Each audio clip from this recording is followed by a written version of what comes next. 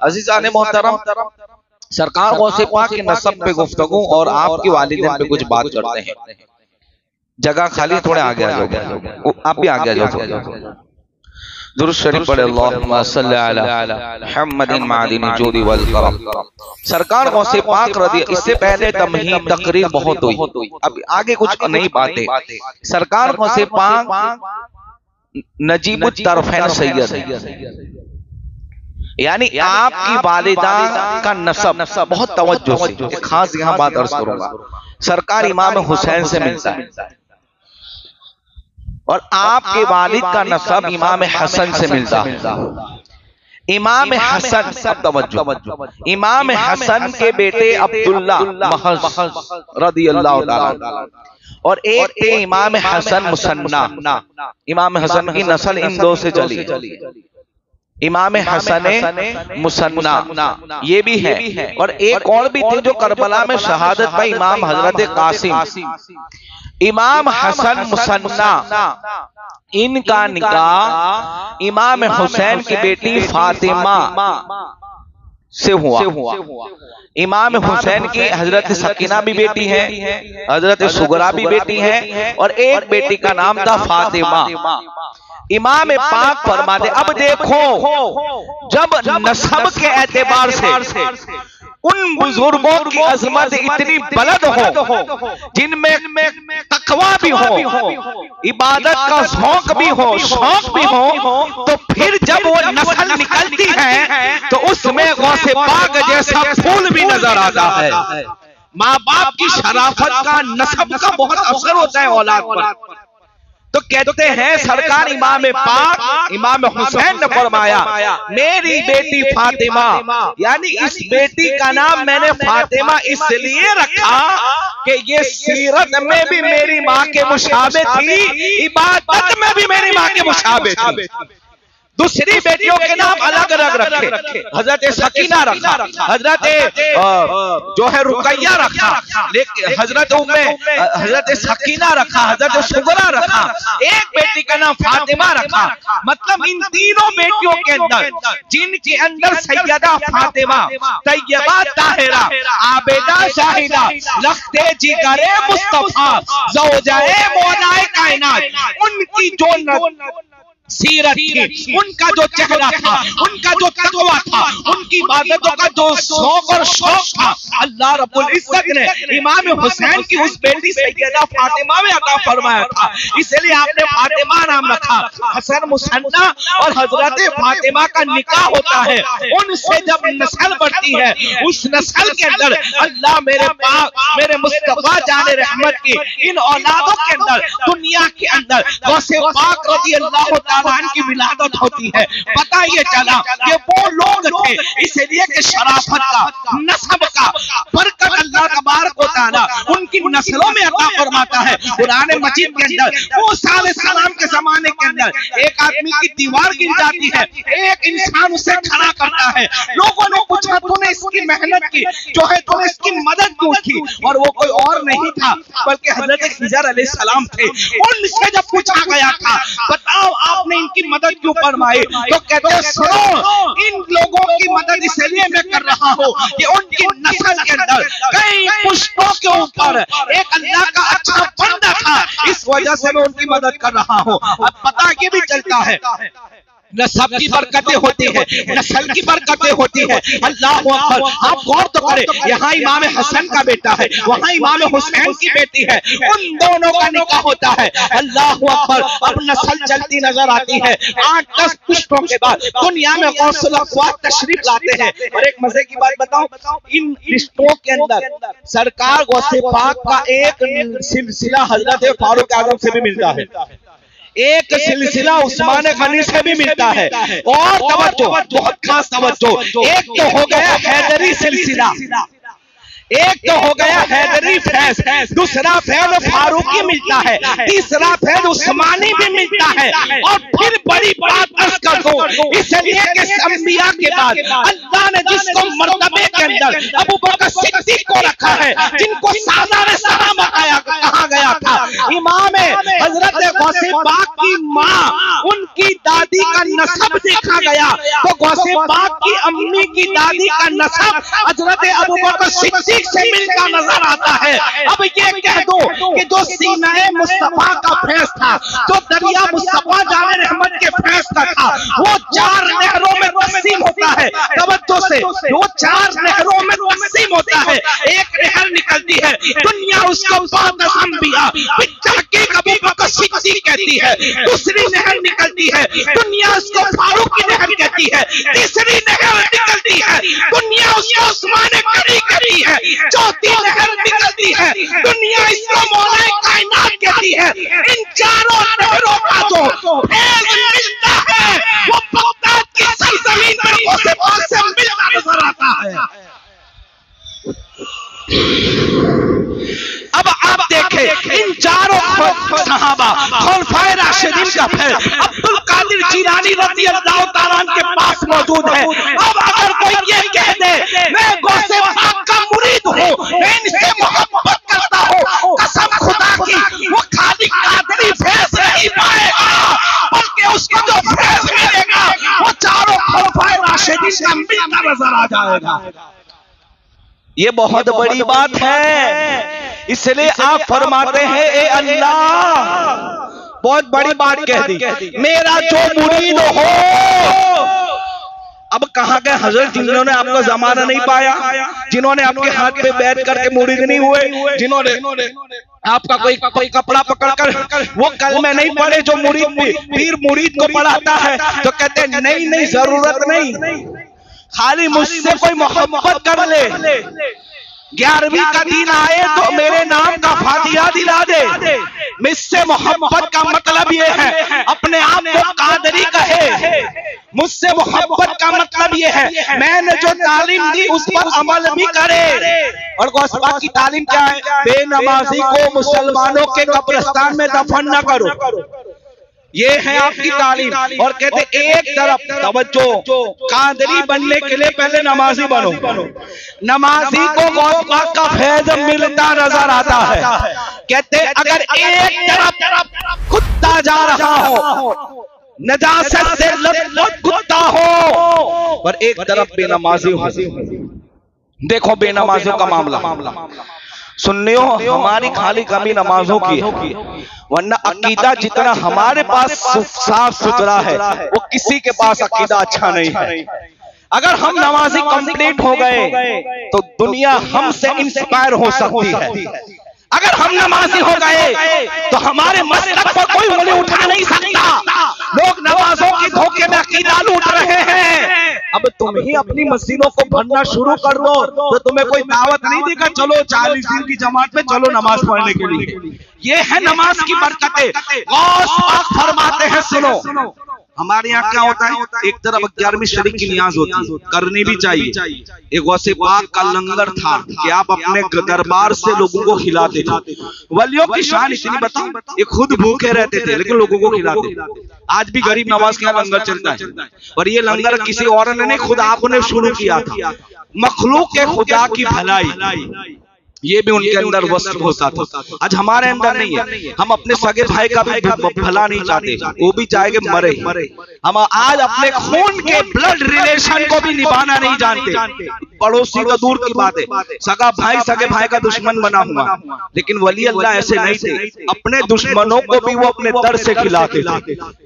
अपने मारने जो उनका खून करने आता था उनको भी अपनी चादर देकर दिखाते थे। ये उनकी शान हुआ करती थी। अर्ज कर रहा था, उनकी तालीमात ये है, एक तरफ कुत्ता जा रहा है और एक तरफ बेनमाजी। आप फरमाते बेनमाजी से हट जाऊंगा, उस साइड में जाऊंगा जहां कुत्ता जा रहा है, वो अथड़ा जाएगा तो चलेगा, बेनमाजी नहीं होना चाहिए मेरे साथ।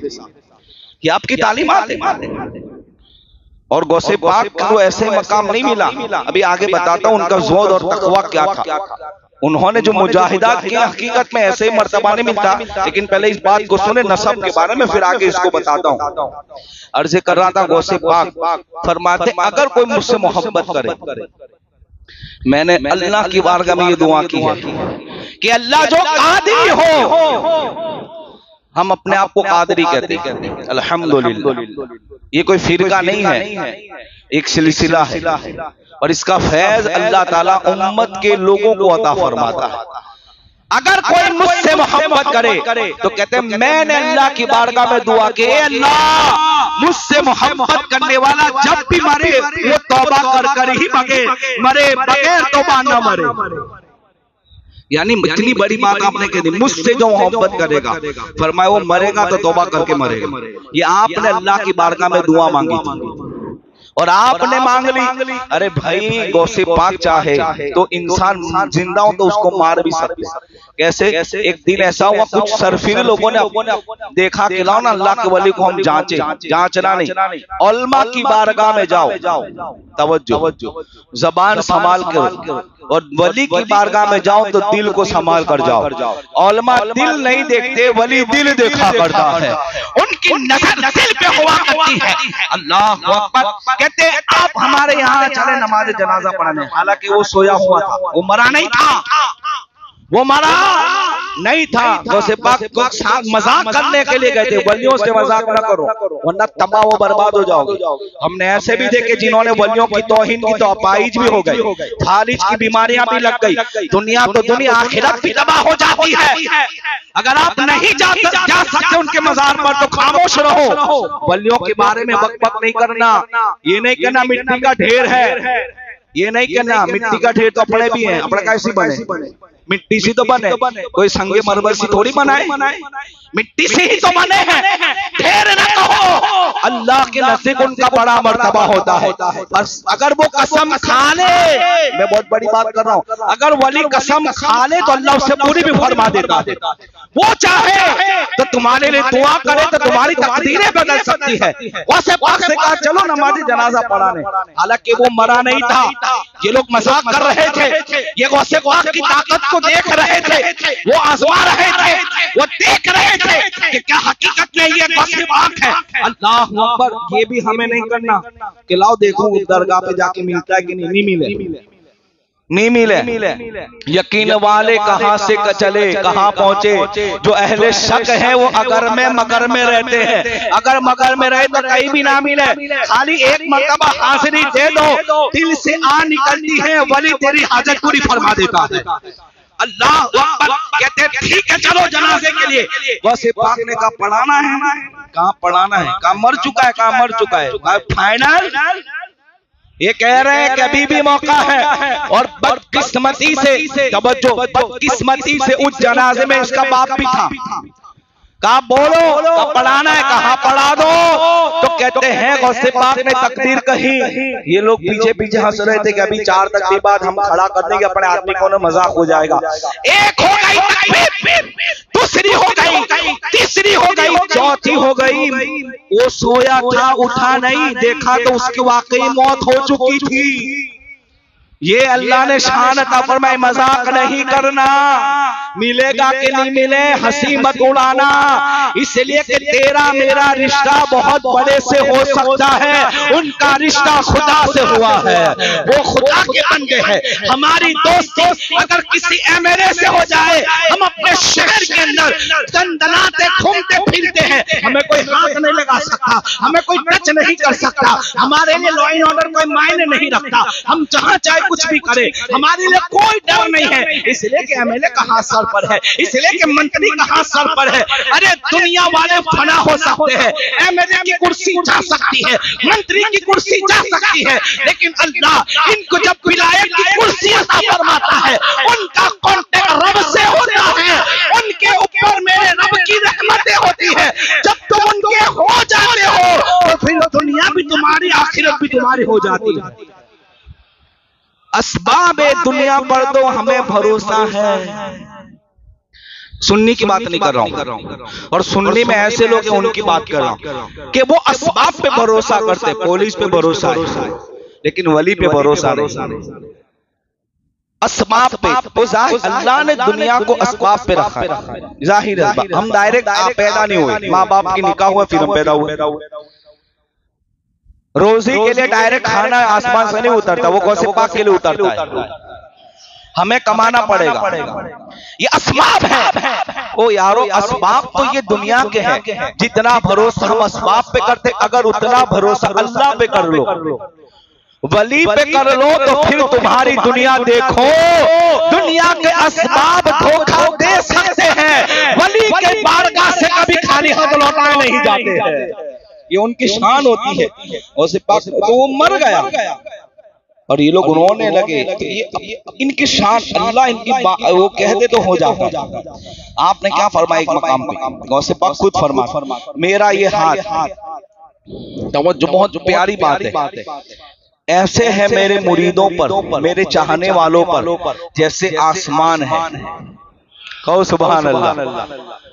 जब ये बात कही, कहते हैं मेरा ये हाथ ऐसे ही है जैसे आसमान जमीन वालों के लिए है।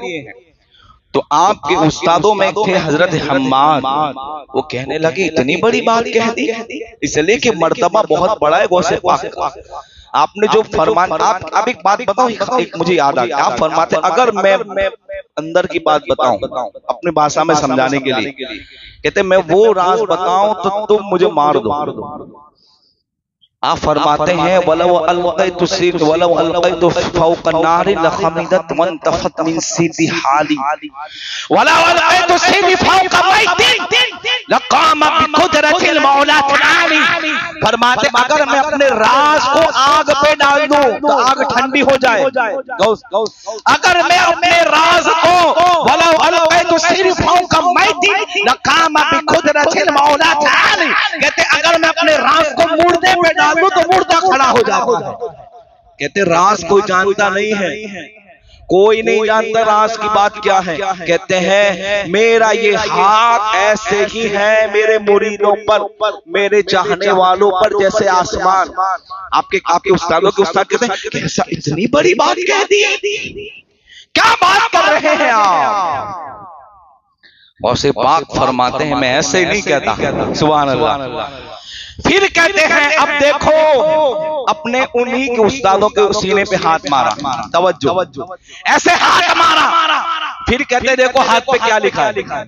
सुभान अल्लाह। तो अब देखो तवज्जो, बड़ी प्यारी बात है मर्तबा हजरत गौस का रज़ी अल्लाह ताला। इसलिए इमाम कहते वाह क्या मर्तबा, वाह का लफ्ज कह दिया, वाह वाह सुभान अल्लाह। इमाम की शायरी में भी कलाम है। हुजूर मुहद्दिस आज़म फरमाते हैं आला हजरत की शान ये है, जैसे किसी हाथ में कलम होता है वो लिखता है, आला हजरत कलम है और वो कलम गौसे पाक के हाथ में है। वो बोलते हैं मेरा इमाम लिखता चला जाता है। वाह क्या मर्तबा है गौस है बाला तेरा, ऊंचे ऊंचों के सरों। एक तवज्जो, शेर में तवज्जो लायक बात, ऐसा नहीं क्या कि नीचे नीचों के सरों पे। ऐसा होता है ना कि अपने क्या कहते हैं भाई आ नीचे से हूं ऊपर। अगर किसी को कंपेयर करना हो, हाँ सरखामणी देनी हो, तो क्या कहते हैं आ नीचा न हूं ऊंचा, हूँ बहुत अच्छा नानी अच्छा, ये काला मैं गोरा, ये गरीब ये अमीर। हाँ ये कहते हैं ना, तो ये होना चाहिए कि नीचे नीचों के सरों से सर ऊंचा आपका, ये नहीं कहा जाता। ऊंचे ऊंचों के यानी जितने ऊंचे हैं उससे भी ऊंचा मेरा गौस है। सुभान अल्लाह। क्या बड़ी वाह क्या मर्तबा, एक गौस है बाला तेरा, ऊंचे ऊंचों के सरों से है कदम डाला। अभी आगे भी एक बड़ी बात कह दी। एक होता है ना कि भाई बहुत ऊंचा आदमी है, तो गौसे पाक की तो ऊंचे ऊंचों के सरों में खाली कदम आया, जिस्म की बात तो कीज नहीं। अरे जब कदम की ये शान है तो जिस्म मुबारक और गर्दन की शान का आलम क्या होगा। ऊंचे ऊंचों के सरों से है कदम आला तेरा। उस्ताद के ऊपर हाथ मारा और कहा हथेली देखो क्या लिखा है। तो उस हथेली पे लिखा था कि ये जो भी बात करते हैं अपनी तरफ से नहीं करते, रब की तरफ से इल्हाम होया करता है। यानी खुद आपने ये बात नहीं कही, कहा मेरा ये हाथ मेरे मुरीदों पे ऐसे है जैसे आसमान है जमीन वालों के ऊपर। सुभान अल्लाह। ये शान अल्लाह ने आपको अता फरमाया सरकार गौसे पाक। अब आप देखिए एक खास बात। अब चूंकि मुझे ये बात भी अर्ज करनी थी कि आपकी वालिदैन का निकाह कैसे हुआ, उसको सुने। नसब की बात थी, इसलिए कि जब आपकी विलादत हुई ना, तो एक तो ये था कि रमजान की रात थी, और पहली करामत ये है, हम क्या समझते हैं करामत कोई क्या हुआ है कि भाई वली करामत दिखाए, कोई नई चीज हो, ये भी करामत है। और सबसे बड़ी करामत है तकवा और हुजूर की सुन्नत पे अमल। हम इसको नहीं समझते। एक बुजुर्ग के पास कोई रहना कि जिंदगी भर मैंने आपको देखा, कोई करामत नहीं देखी। आप बोली अल्लाह है, कहा मैं वली हूँ। तो कहा बड़ी करामत, कहा तुझे करामत नहीं दिखी? क्या? कहा मैंने सुन्नत से कभी हटकर अमल देखा। कहा ये मेरी सबसे बड़ी करामत है। सुन्नियों करामत इसको भी कहते हैं। गौसे पाक के तकवे की बात कहते हैं। पहले ही रमजान, पहले दिन के बच्चे की बात कर रहा हूँ। कहा 30 रोजे रखे आपने, सहरी में दूध पीते थे और इफ्तार में पीते थे। ये शान, इसको कहते हैं माँ के पेट से वली। ये शान थी आपके अब्बा मूसा साले जंगी रहमतुल्लाहि ताला अलैह। जवानी का आलम था, सबाब था। एक जगह से गुजर रहे थे, नहर थी, बहुत शिद्दत की भूख लगी, बहुत शिद्दत की। तो वहां से एक सेब जा रहा था, एप्पल। आपको भूख लगी तो आपने उस पानी से एप्पल उठा के खा लिया। बहुत शिद्दत की भूख थी, ध्यान नहीं रखा, लिया। फिर सोचा कि यार किसका होएगा, तवज्जो। तो फिर वो जहां से गुजर के आया था वहां तक गए, तो एक बगीचा देखा, तो कहा यहीं से वो सेब गिर कर पड़ा है और मैंने उसको खा लिया। मालिक के पास गए, कहा मैंने आपका सेब खा लिया, मुझे बड़ी भूख लगी थी, यहाँ से नहीं खाया, वो तो बहुत दूर आया था, पानी से बहता हुआ दूर आया, मैंने खा लिया। बताओ अब उसके लिए मुझे क्या करना हो? क्या तकवा था। आज तो अपने जानबूझ के लोगों का माल खा जाते हैं। कोई का घर दबा लिया, कोई की जमीन दबा ली थी, कोई की दुकान नहीं छोड़ना, कोई का माल खा लिया, जिसने कर्जे से पैसा दिया था वो खा लिया। लूट मार मुसलमानों हो गई है। हमारी कौम का हाल इतना बुरा है कि शर्म आए कि हम मुस्लिम हैं ये कहे। सूद, जुआ और धोखेबाजी, इसका खा लिया, उसका खा लिया, इसकी जमीन दबा ली। अब देखो खाली सेब खाया था, सेब। ये इबरत के लिए वाकया बयान कर रहा हूं, कोई तफरी के लिए नहीं। हमारी कौम का हाल ये है कि दबा लो, मदरसों का खा जाओ, भाई भाई का हक खा गया, मिरास में बहनों का हिस्सा शरीयत और कुरान ने मुकर्रर किया, नहीं देते। करोड़ की प्रॉपर्टी बेटी 25,000 बहन को दे दिया, नहीं चलेगा। कुरान ने जो हुक्म दिया उसके हिसाब से अपनी बहनों को हिस्सा मिलेगा। लेकिन आज नहीं हो रहा है, इल्ला माशाअल्लाह ये हो रहा है। हाँ, माल हराम का माल खा रहे। और सुनो, खाया हुए माल की तो शहीद को भी माफी नहीं। तो जब तक वो माफ नहीं करेगा झूलते रहोगे, ये बात हमेशा याद रखना। इतना तकवा के एक सेब खा लिया तो कहते हैं आप कहा? मैंने खा लिया, बताइए क्या सजा है? बोलो। सामने चल के गए, ये समझ गए कि ये बहुत बड़ी हस्ती है, आज से नहीं जानी चाहिए। कितनी बड़ी शर्त रखी, मैं आपको बताऊं, हैरान हो जाएंगे आप सुनकर। कहा एक एप्पल खाया था ना, सेब की कीमत क्या होती है? एक एप्पल की क्या हैसियत?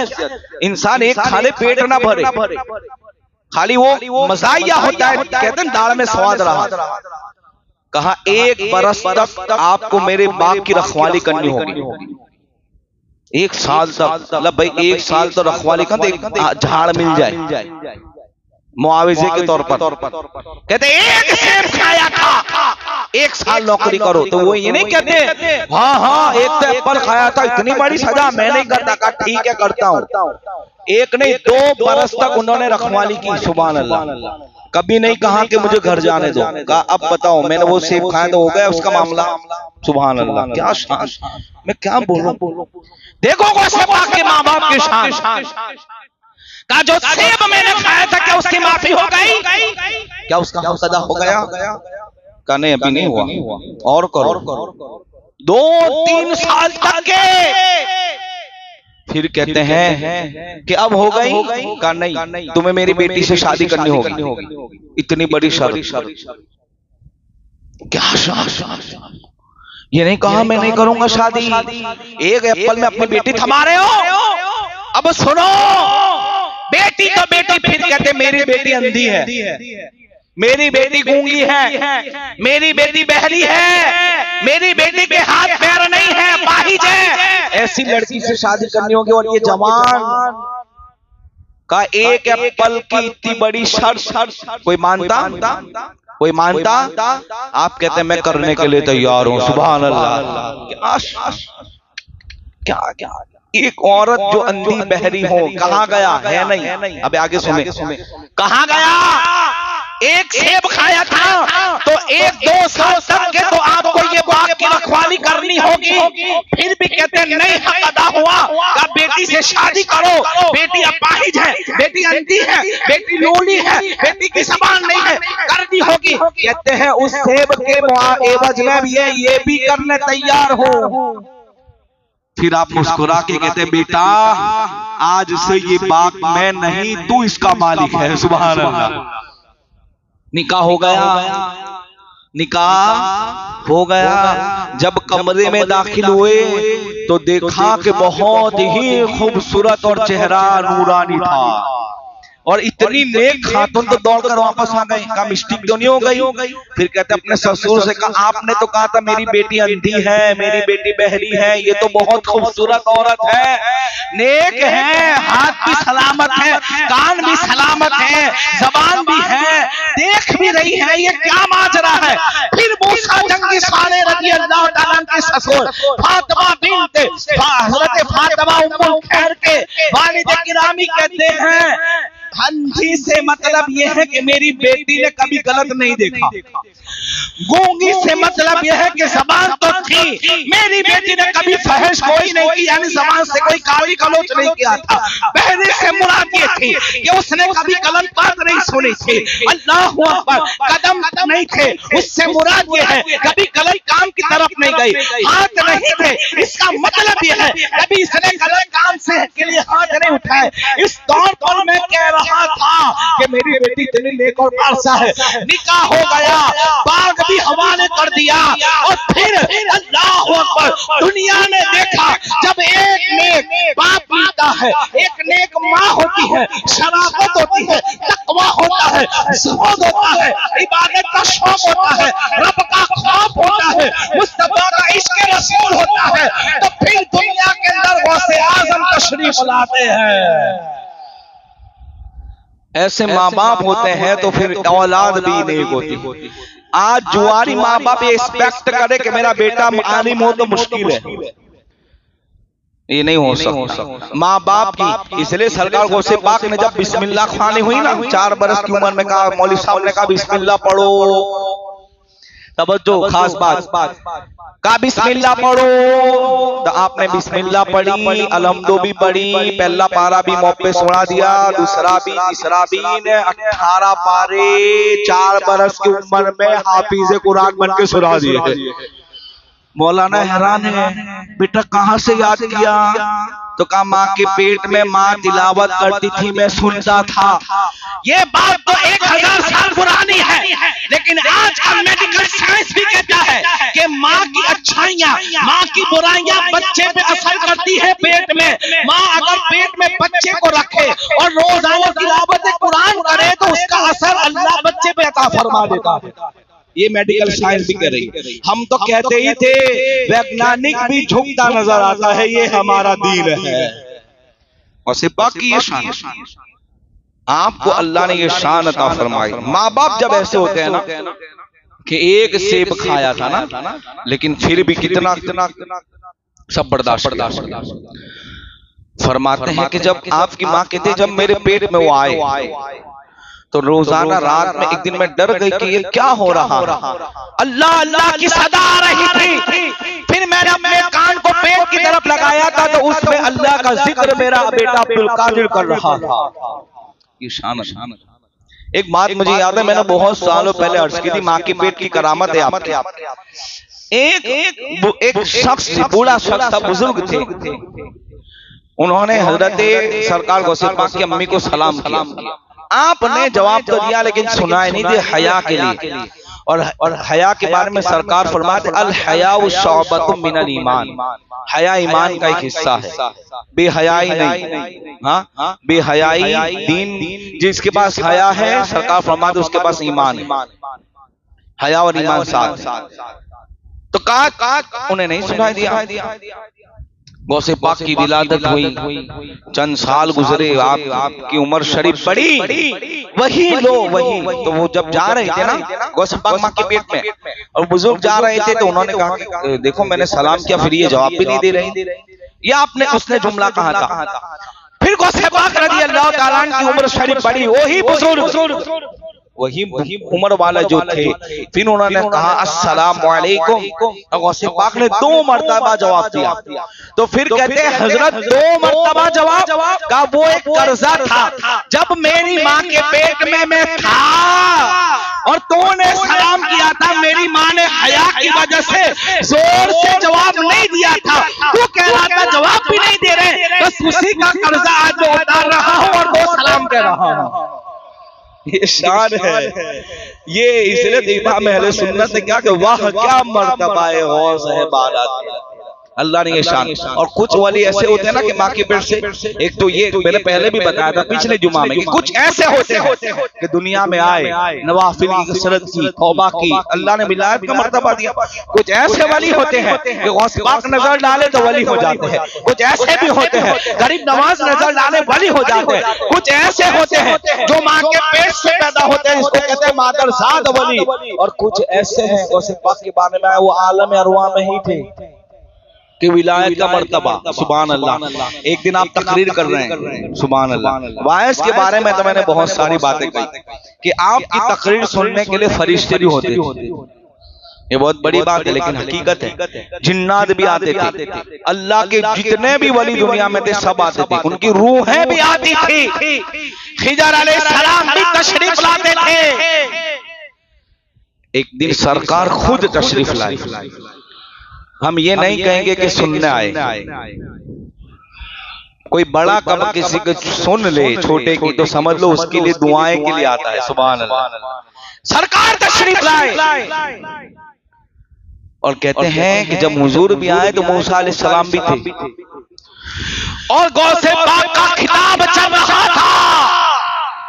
खिताब की शान ये थी, एक बुजुर्ग कहते हैं कि मैं कुरान की आयत की इतनी तफसीर कर सकता हूं, तो उनके गौसे पाक के चाहने वाले ने कहा कि तू चल मेरे गौसे पाक की मजलिस में, तू खाली कुरान की तफसीर सुन। कहा नहीं ये तो मुझे भी आके, कहा तू चल। अब ये तो दोनों की बात हुई थी ना, गौसे पाक तो घर पे बगदाद में है, वो सामने बैठे हैं, कारी ने तिलावत की, गौसे पाक ने कुरान की तफसीर चालू की। गौसे पाक पूछते हैं कि तुझे मालूम है ये है दिलों के हाल जानना, तो कहते हैं नाम। हाँ, एक आयत हुई, एक आयत की तफसीर करी, 2 करी, 3, 11, एक ही आयत की तफसीर 11। सुभान अल्लाह।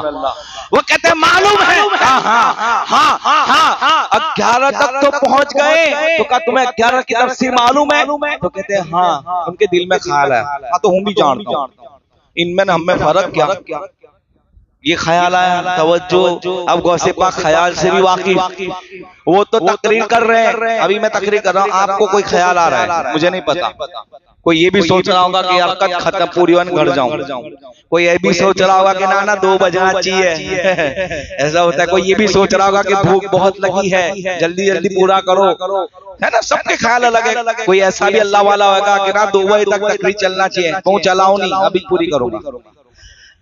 तो अब ये ख्याल आपके सामने आ रहा है, गौसे पाक के सामने वो बुजुर्ग है, कहते उसमें कौन सी बड़ी बात है, उनको भी याद है, हमें भी पता है। 11 तफसीर आयत की मुकम्मल होती है, फिर आप 12वीं करते हैं, फिर पूछते हैं पता है, का नहीं पता, 13वीं, यहाँ तक के एक आयत की 40 तफसीर गौसे पाक ने बयान फरमा दी। सुभान। का पता है, का नहीं, का अब हम कहते हैं आपके बराबर क्या, आप जैसा कोई हो ही नहीं सकता है।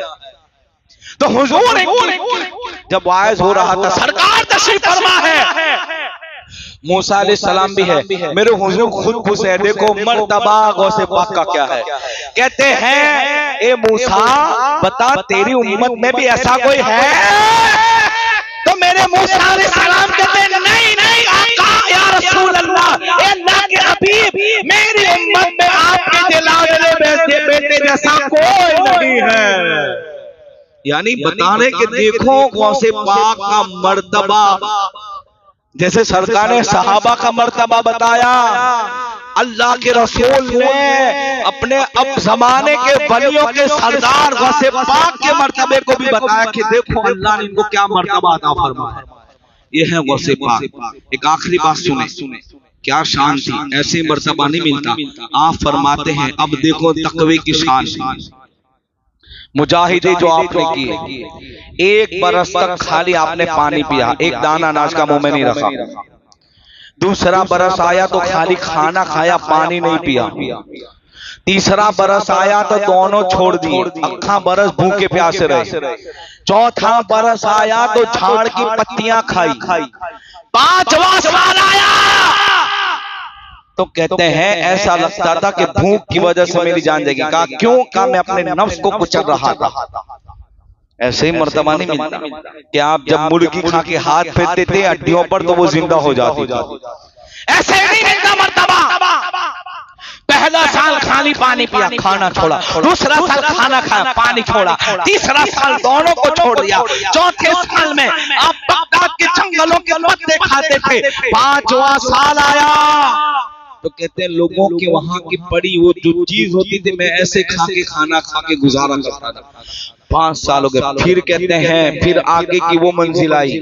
मैंने कहा अल्लाह जब तक तू मुझे नहीं खिलाएगा, अब्दुल कादिर खाने वाला नहीं है। कई दिन गुजर गए, 40 दिन गुजर गए, एक दाना पीना मुंह में नहीं रखा था। कहते मुझे ये यकीन हो गया कि अब मेरी मौत हो जाएगी, मेरी सांसें टूट रही थी। अल्लाह अकबर। फिर कहते हैं लोग कहते खा लो। कहा नहीं, मैंने कसम खाई है जब तक मेरा रब ना खिलाए, जब तक मेरा रब ना पिलाए, अब्दुल कादिर खाने वाला नहीं है। अल्लाह अकबर। फिर दुनिया देखती है, आसमान से नाज़िल होता है खाना, फिर कहा जाता है अब्दुल कादिर खाने, अब्दुल कादिर खाने। इसी को इमाम अहले सुन्नत कहते हैं, कसमें दे दे के खिलाता पिलाता है तुझे प्यारा अल्लाह तेरा, चाहने वाला तेरा। ये शान अल्लाह ने अता फरमाई। कहते 15 बरस तक आपसे किसी ने पूछा हजरत वजीफा सबसे बेस्ट कौन सा, और आपने जब वजीफा स्टार्ट किया सबसे पहला जिंदगी में वजीफा कौन सा पढ़ा? आप फरमाते पहला वजीफा मेरा कुरान था। लोग कहते ना वजीफा लाओ कुरान पढ़ो, कहते सबसे पहला वजीफा मेरा कुरान पढ़ना था। और फिर अमल कैसा का 15 बरस तक ईशा के बाद से कुरान चालू करता था तो फजर में खत्म होता था। 15 साल तक रोजाना रात में कुरान खत्म करता था। ये अमल था। 15 साल तक कितने हुए? 365 दिन, एक दिन, एक साल के। तो हर साल 365 कुरान खत्म करते थे गौसे पाक। ऐसे 15 बरस करे, खाली गिन लो कितने कुरान। सबसे पहला वजीफा कुरान था मेरा, और फिर पढ़कर भी दिखाया। कहते हैं नींद के गलबे होते तो हाथ को ऐसे रखते थे, नींद के गलबे होते एक पैर खड़ा करके मैं अच्छा कुरान पढ़ता था 15 साल तक। और इमाम आजम की शान एक बुजुर्ग ने बयान फरमाई, आपने कई सालों तक असर की वजू से दूसरे दिन की जोहर पढ़ते थे। सुभान अल्लाह। ये इमाम आजम है, ये अल्लाह के वलियों की शान। 40 साल तक आपने ईशा की वजू से फजर पढ़ी है गौसे पाक ने। हमारी ईशा भी नहीं होती बराबर। हम कहते हैं गौसे पाक के मानने वाले, सुनियो ये उनका अमल था। ऐसे ही अल्लाह मर्तबे नहीं देता। इन्होंने ऐसी जिंदगी गुजारी, झाड़ की पत्तियां भी खाई, रोजे भी रखे, 15 बरस तक तो कुरान पढ़ते थे वो। 40 साल तक की आपने इबादत की, 25 बरस तक आपने जंगलों के अंदर गुजार दिया अल्लाह के जिक्र के अंदर। ये जब ये करते ना तो फिर आज दुनिया 1000 बरस हो गई, फिर भी उनका नाम और जश्न मनाया जा रहा है। अल्लाह फिर उनके फैज़ से उम्मत को माला माल फरमाता है। जब ऐसे होते हैं ना तो फिर अल्लाह उनका फैज़ क़यामत तक उम्मत को अता फरमाता है। अल्लाह हम सबको इनकी तालीमात के अमल की तौफीक अता फरमाए। अस्सलामु अलैकुम व रहमतुल्लाहि।